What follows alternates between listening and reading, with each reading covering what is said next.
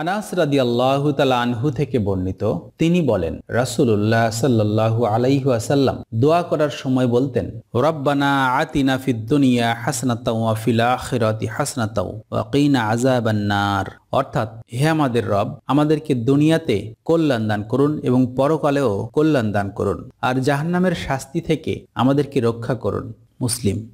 মুসলিমের অপর বর্ণনায় এসেছে, কাতাদা রাদিয়াল্লাহু তাআলা আনহু আনাস রাদিয়াল্লাহু তাআলা আনহুকে জিজ্ঞেস করেছেন, নবী সাল্লাল্লাহু আলাইহি ওয়াসাল্লাম অধিকাংশ সময় কি বলে দোয়া করতেন?